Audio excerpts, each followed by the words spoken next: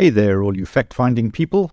Welcome back to the Factfundi channel, where we dive deep into the peculiar and bizarre side of life. Today we're casting our lines into the strangest world of fishing laws in the USA, where, frankly, the waters get downright strange. So grab your fishing rod and buckle up for a journey through the weirdest fishing laws out there. Our first stop takes us to 3 states, Utah, Washington, D.C., and Colorado. Now, if you've ever dreamed of becoming the next angling cowboy, think again. In these places, it's actually against the law to fish from horseback. You could be forgiven for asking why this is even a thing. In fact, that's a great question.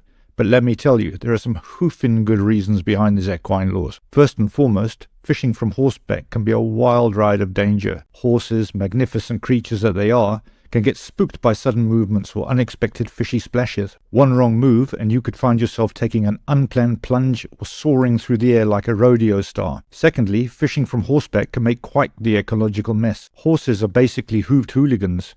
They can trample delicate vegetation and muddy, pristine waterways and rivers. It's like turning nature's serene fishing spot into a chaotic stampede inside a blender, making it tough for our poor fishy friends to thrive. And while we're at it, let's also talk about a little thing called the unfair advantage. When you're fishing from horseback, you become a trailblazing angler able to reach fishing spots that are as elusive as a wild stallion. But it's like having a fishing passport to the inaccessible corners of the waterways that only you can get to. And let's not forget, fishing on foot has its own special charm and rewards. It allows us to compete on a level playing field with our fellow anglers while embracing the beauty of nature and respecting the environment. So remember, when it comes to fishing, leave the horses to the rodeo and grab your fishing gear on foot, because it's the responsible way to cast a line and enjoy the wonders of nature without horsing around with the law. Now, let's head off to Toltec, Colorado, the land of peculiar fishing laws, where they've got a quite unique approach to fishing. Brace yourselves, people, because in Toltec, you're not allowed to catch fish with your bare hands.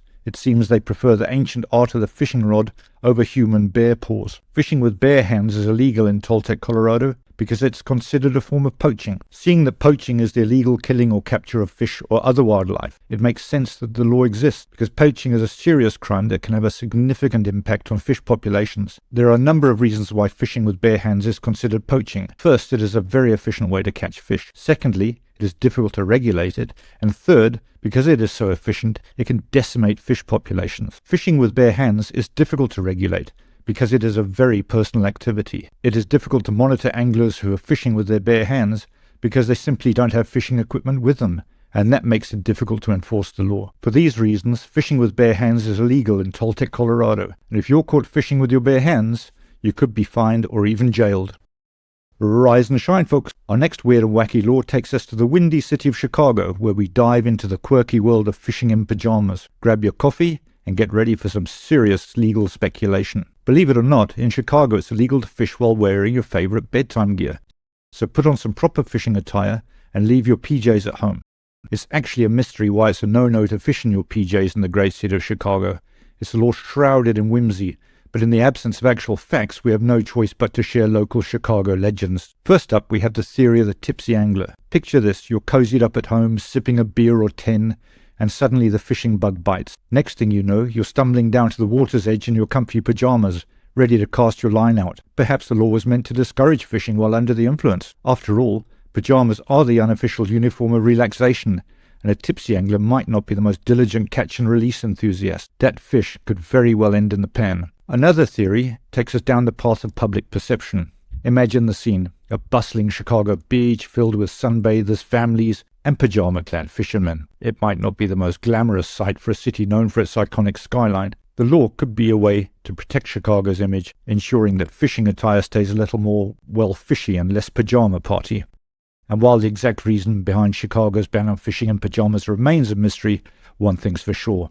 It's still on the books, making it technically illegal to embrace your sleepy style while casting a line.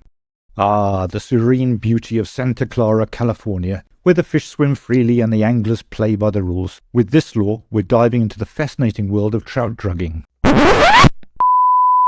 Wait. Now let's reel in the facts behind the illegal act of drugging trout. It's not just about following the law. It's about protecting the delicate balance of nature and treating our fishy friends with respect. First on the list, we have the formidable foe of poaching. Drugging trout falls firmly into the treacherous waters of illegal capture and harm to wildlife. Drugging trout can cause significant harm to the fish themselves. Many drugs used to sedate trout can be toxic, leaving our finned friends in a state of confusion and unable to navigate the currents properly. It's like a dizzying game of underwater Twister, except the stakes are high, and the fish are the ones paying the price. Drugging trout is strictly illegal in Santa Clara, California. We're talking fines, or even a trip to the fishy penitentiary if you're caught red-handed. Seattle, the city of innovation and inclusivity. Even goldfish are welcome here.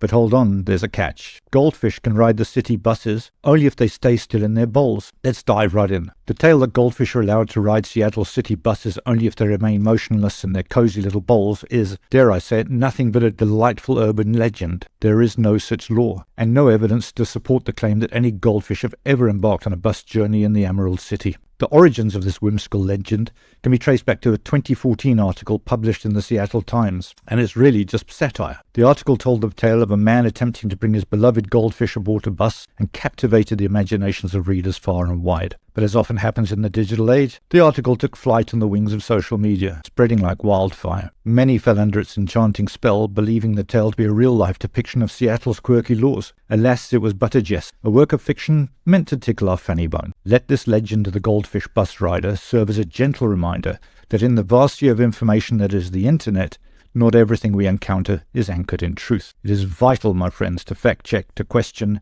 and to remain vigilant against the siren song of his sensational tales. That's all for today's episode of Fact Fundy. Stay hooked for more outrageous discoveries from around the world.